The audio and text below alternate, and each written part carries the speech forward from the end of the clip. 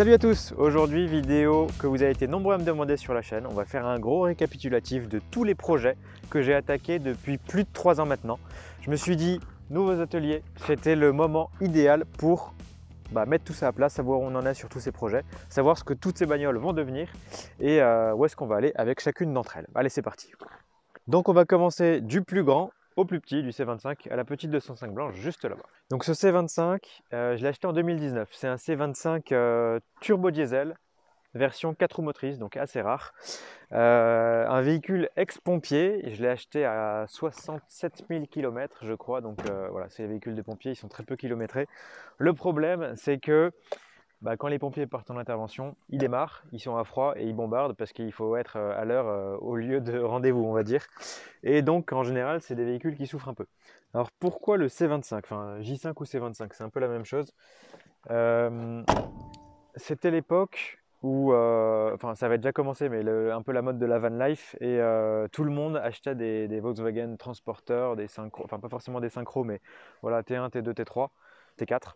Et moi, j'aimais pas, enfin, ça me saoulait d'acheter comme tout le monde, parce que comme toutes mes autres voitures, j'aime pas rouler dans des voitures que tout le monde utilise. Et donc, après quelques recherches, j'ai vu que Citroën, enfin Peugeot Citroën avait sorti ce modèle J5 C25 en 4 roues motrices et qu'il y en avait peu. Il n'y en avait même quasiment pas. C'est très rare en fait. Et donc, je me suis dit qu'il faut que je m'en trouve un. J'ai mis 1 an à le trouver et le voilà. Quand je l'ai ramené, je l'ai roulé pendant 6 mois avec à peu près. Ensuite, on a fait la courroie de distribution, la pompe à eau.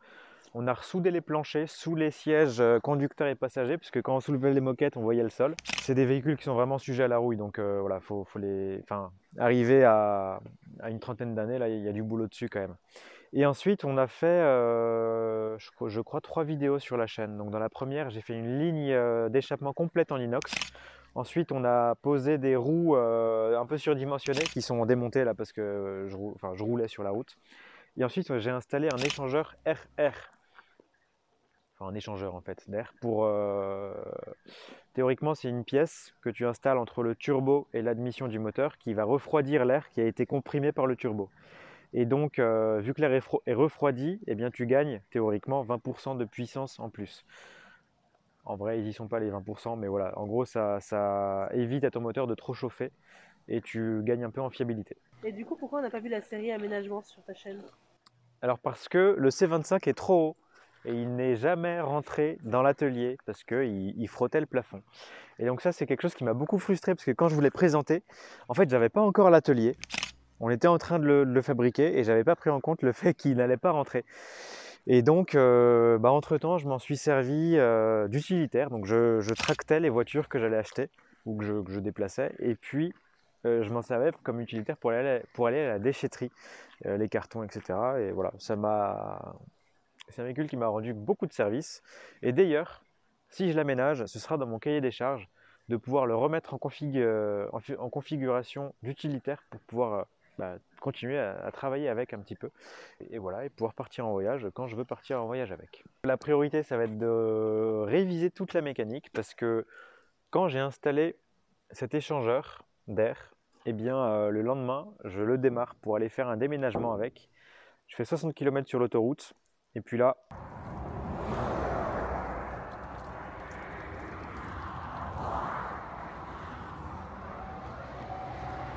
et en fait, il y a le joint de culasse qui a pété. Et donc, il y a tout à refaire. Donc, changer le joint de culasse, rectifier la culasse parce que ça a chauffé fort et plusieurs fois parce que j'ai voulu rentrer par la route. Il faut réviser les injecteurs parce qu'ils tournent sur 3 pattes. Et ensuite, il y a la mécanique, les rotules, etc. Il faut tout réviser pour qu'il soit clean. Et ensuite, on pourra l'aménager. On passe au véhicule suivant? Allez, le fameux tant aimé Monster Jeep. Donc celui-là, je l'ai acheté en 2019. À l'origine, je l'ai acheté parce que c'était une bonne affaire. Il était abîmé en carrosserie et du coup, il valait plus grand-chose. Je me rappelle très bien. Je vous disais, celui-là, ça va être mon véhicule de tous les jours. 6 mois après le Dust Race avec un abonné, il me dit hey, viens, on fait une grosse prépa sur ta Jeep. Et moi, je lui dis bah allez, on y va, c'est parti. Donc je vais chez lui parce que moi j'apprenais encore. J'aime beaucoup apprendre avec les autres. Et on s'est lancé dans ça. Il y a il y a 3 grosses vidéos dédiées à ce projet sur la chaîne. Et puis c'est en panne. Pourquoi c'est en panne? Parce que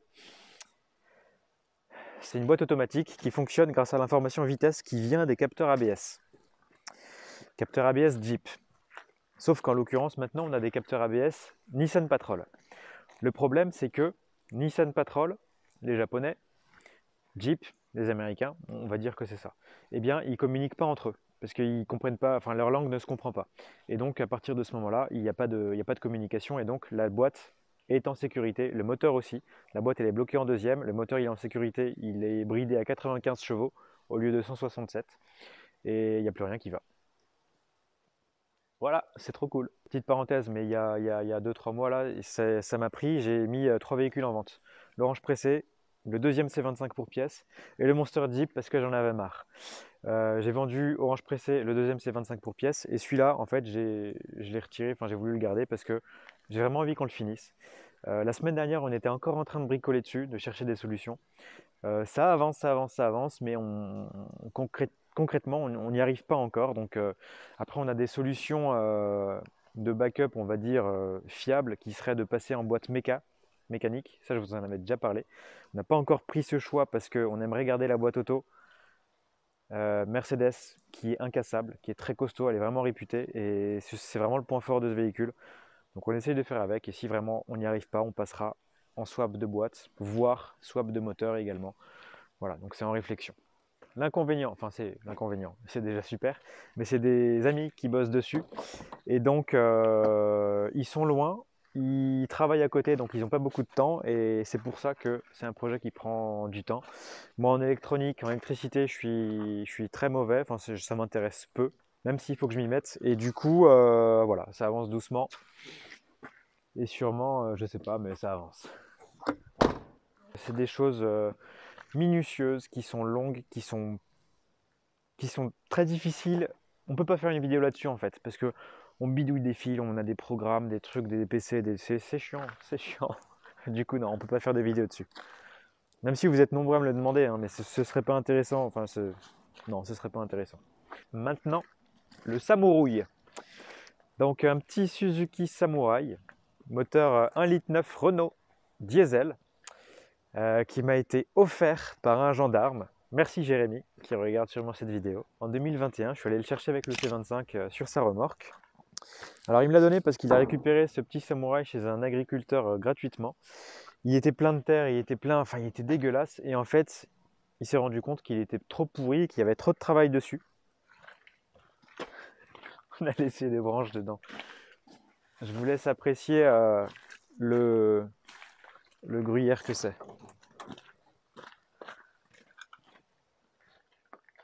Voilà, donc il y a des trous partout. On peut voir le châssis et aussi le sol.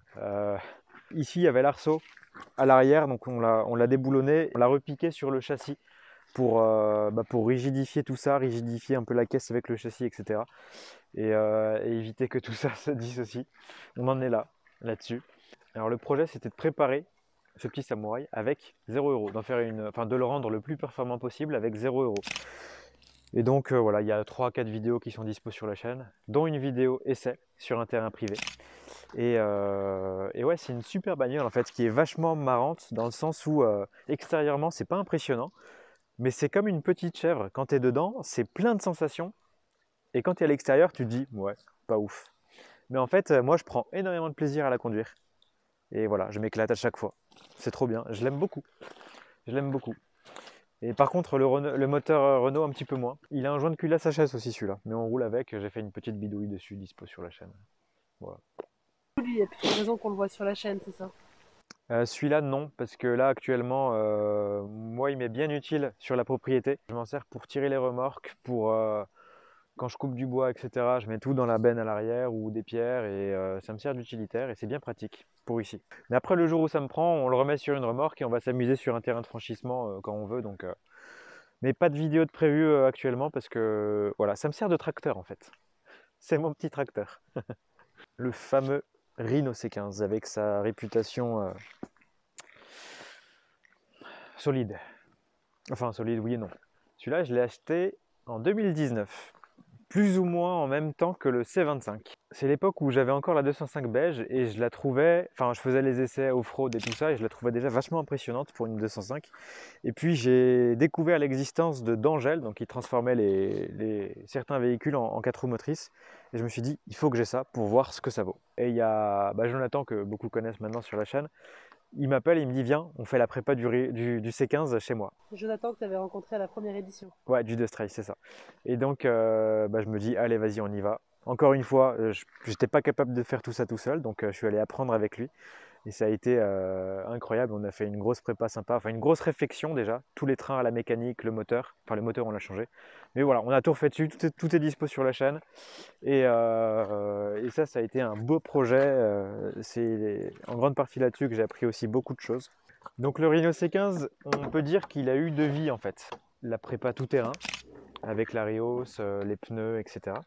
Et ensuite, la prépa voyage, avec l'isolation, l'aménagement qui n'est pas là. Parce que là, on l'a remis en config déménagement, on va dire.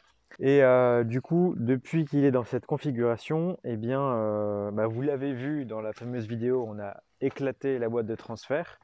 On a essayé de refaire du tout-terrain avec et en fait, il n'est pas adapté comme avant parce qu'il pèse plus lourd, il est moins à l'aise, il est pénalisé en fait par son poids.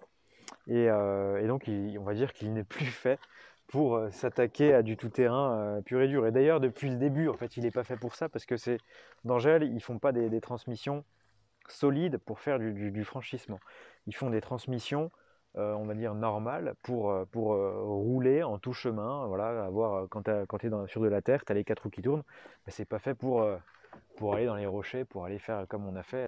Et d'ailleurs, les pièces sont introuvables, donc c'est raison de plus. Ça a été un super compromis performance confort et le problème c'est qu'on avait fait une belle réflexion juste avant de partir. J'avais tout refait, les trains roulants, le moteur, plein de trucs et on y allait un peu fort à 2-3 moments et on a bien amoché quand même.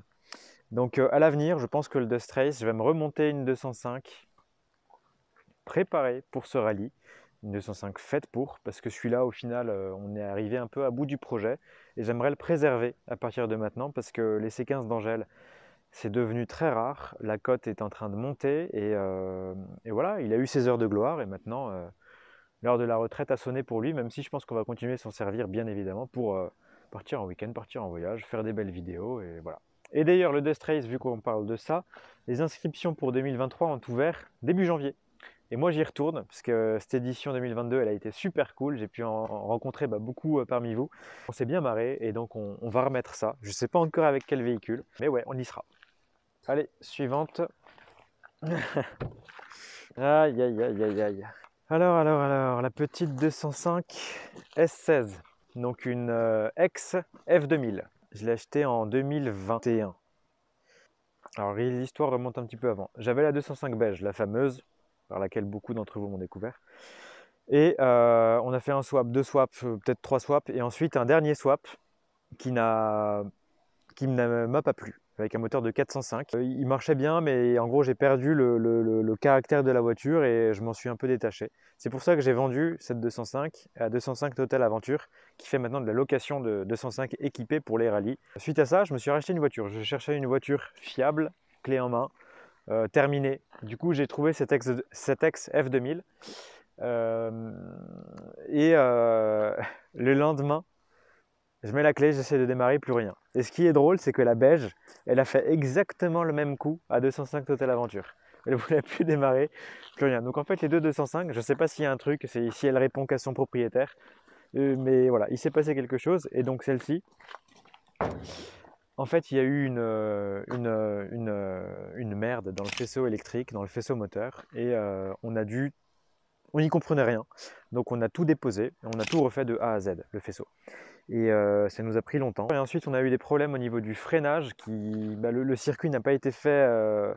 Enfin, ça devait pas être les bonnes pièces. Et en fait, ce qui se passait, c'est que dès qu'on freinait, les pistons, les étriers de frein, ils freinaient. Sauf qu'à l'arrière, quand on lâchait les freins, les pistons ne revenaient pas à leur place initiale. À l'arrière, ça freinait tout le temps. Et donc, voilà, j'ai dû virer le frein à main hydraulique. J'ai dû tout changer, les plaquettes, les machins. Voilà, plein de petites merdes en fait qui sont difficiles à déceler quand c'est pas toi qui as construit la voiture. Et pour moi, cette caisse, ça n'a pas été drôle parce que je me suis jamais amusé avec. J'ai que fait de la mécanique chiante, en gros. Et bon, là, depuis peu, ça y est, ça redémarre. Vous l'avez vu en intro. Tout est quasiment fonctionnel. Il va manquer le frein à main hydraulique à réinstaller et c'est tout. Dans la dernière vidéo sur la F2000, on a monté des semi-slicks sur des jantes en 15 pouces et on a fait un passage au vent. Qu'est-ce que ça disait déjà? 141,5 chevaux à 6723 tours minute et 166,8 Nm de couple à 5150 tours minute. Donc elle en a quand même dans le ventre. Ouais, c'est ça. Il y a un arceau 8 points homologué.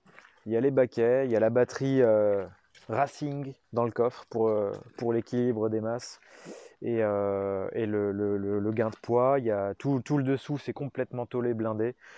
C'est un moteur 16 soupapes TU5 JP4. Et la suite, pour elle, c'est de faire du circuit. Mais pour la petite histoire, je pense que je ne vais pas la garder longtemps. Parce que c'est pas une voiture que j'ai montée moi. C'est une voiture qui m'a posé beaucoup de problèmes et donc je suis peu attaché à elle, même si elle est performante. Donc voilà, elle sera peut-être à vendre un jour. C'est comme le Monster Jeep en fait. C'est des histoires trop passionnelles. Là, on vient d'installer un différentiel, un Torsen 70% dans la boîte, donc un gros autobloquant qui tracte. Et l'idée, ça va être de faire un petit peu de circuit, parce que j'en ai jamais fait et j'ai envie de découvrir ça. Et c'est la voiture idéale. Matcha, elle est toute paniquée parce que on ouvre les portes, on ouvre les voitures et tout ça, et elle a l'impression qu'on va partir sans elle. Et elle aime pas qu'on parte sans elle. Oh mon chien, t'aimes pas qu'on parte sans toi? Oui, oui, oui, oui, oui.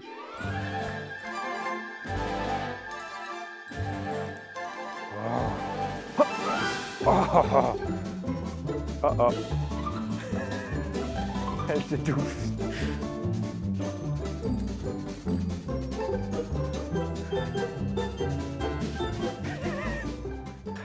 Celle-ci, je l'ai achetée plus ou moins, enfin la même année que le Monster Jeep. Ça devait depuis le début être un gros projet off-road, parce que la base n'est pas très saine. Il y a de la rouille, la carrosserie est moche, il y a des pocs partout. L'intérieur, tout est abîmé. C'est une 205 commerciale, donc le contrôle technique, c'est tous les ans. Un coup, je devais la vendre, c'est pour ça qu'il y a une barre de LED à l'avant, parce que l'acheteur voulait une barre de LED à l'avant. Donc je lui avais préparé, puis il s'est jamais pointé.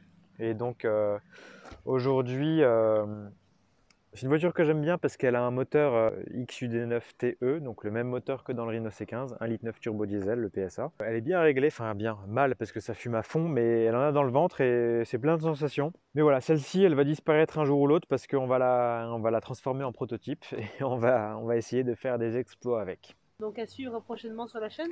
Tout à fait. Je pense que c'est plus ou moins l'une des voitures qu'on va attaquer en premier pour élaguer les projets, parce que je vous l'avais dit, j'ai besoin d'élaguer les voitures là pour me recentrer sur les projets importants, parce que trop de voitures, on s'y perd et ça, moi j'ai du mal en fait comme ça, il faut élaguer, il faut élaguer. Alors, en gros, récapitulatif, rapide. C25, on va pouvoir l'attaquer parce que enfin il rentre dans les ateliers. Monster Jeep, on continue de travailler dessus, on va essayer de résoudre le problème et de le faire fonctionner d'une manière ou d'une autre. Le Samourouï, il va travailler ici sur la propriété et peut-être à terme qu'on ira sur des terrains de franchissement pour s'amuser avec, on ne sait pas. Le Rhino C15, il est quasi fini. Moi j'aimerais juste faire une peinture dessus pour lui redonner un peu de prestance parce que les plastiques ils sont complètement déteints, ils sont pas très beaux, la peinture elle est plus brillante comme avant et voilà, lui l'honorer un petit peu. La 205 S16, faire une vidéo circuit avec et ensuite peut-être s'en séparer. La 205 blanche, turbo diesel, prépa proto avec 0 €, un petit peu comme le Samourouï. Et voir un peu ce que ça a une 205, comme un peu la 205 beige, mais en mode on roule pas sur la route, c'est un proto. Donc normalement les projets qu'on va voir sur la chaîne c'est ceux-là. Ouais. Et il ne devrait pas y avoir de nouveaux véhicules.